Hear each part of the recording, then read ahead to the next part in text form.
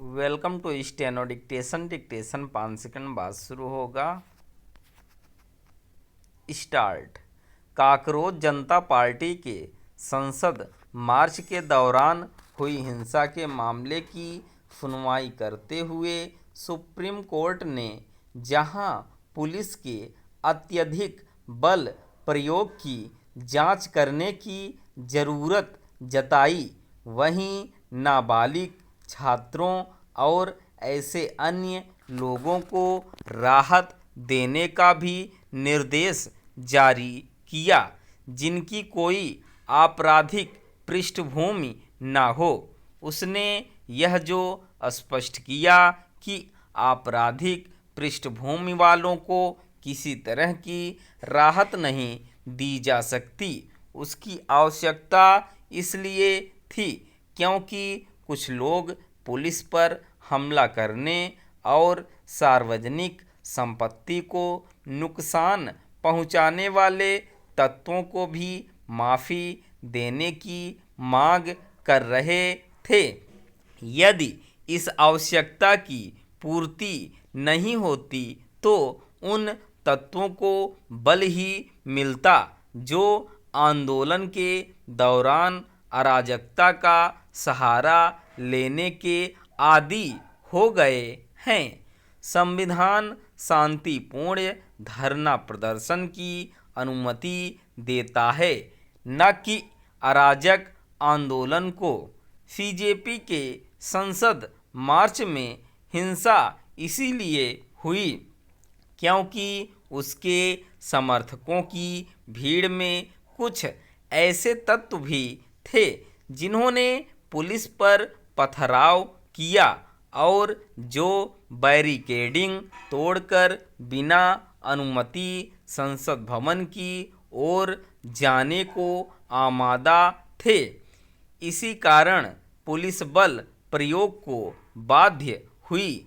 जैसे पुलिस की आवश्यकता से अधिक सख्ती स्वीकार्य नहीं हो सकती, वैसे ही भीड़ की अराजकता भी।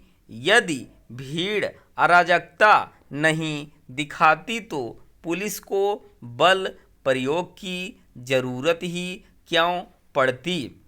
यह खतरनाक है कि बीजेपी के लोगों को सुप्रीम कोर्ट का यह निर्देश रास नहीं आया कि आपराधिक अतीत वाले उन तत्वों को राहत नहीं मिलेगी जिन्होंने हिंसा फैलाने के साथ पुलिस पर हमला किया। सुप्रीम कोर्ट के निर्देश पर उनकी आपत्ति उनके इस दावे को पोल खोलती है कि वे शांतिपूर्ण प्रदर्शन के पक्षधर हैं। आखिर कोई अराजक तत्वों का बचाव कर शांतिपूर्ण आंदोलन कैसे कर सकता है। अपने संसद मार्च में हिंसा पर बीजेपी प्रवक्ताओं का कहना था कि उनके समर्थकों में कुछ अराजक तत्व घुस आए थे। अब यदि इन तत्वों को दंड का भागीदार बनाने की बात हो रही है तो बीजेपी को कष्ट क्यों हो रहा है। क्या वे उनसे मिले हुए हैं? क्या वे इससे अनजान हैं कि प्रदर्शनकारियों के साथ बड़ी संख्या में पुलिसकर्मी भी घायल हुए हैं?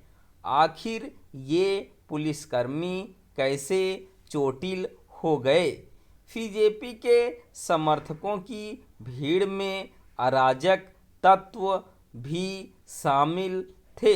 इसकी पुष्टि इससे होती है कि दिल्ली पुलिस ने फेस रिकग्निशन सिस्टम के जरिए यह पाया कि संसद मार्च के समय जंतर मंतर और आसपास 2873 ऐसे लोग थे जिनका पुराना आपराधिक रिकॉर्ड है। इनमें से 900 के करीब ऐसे हैं जिन पर हत्या, लूट और दुष्कर्म जैसे गंभीर आपराधिक मामले दर्ज हैं। ऐसे लोगों को राहत देने की मांग करना अराजकता का खुलकर समर्थन करना ही है। उनका रवैया कानून के शासन को चुनौती देने जैसा है। स्टॉप।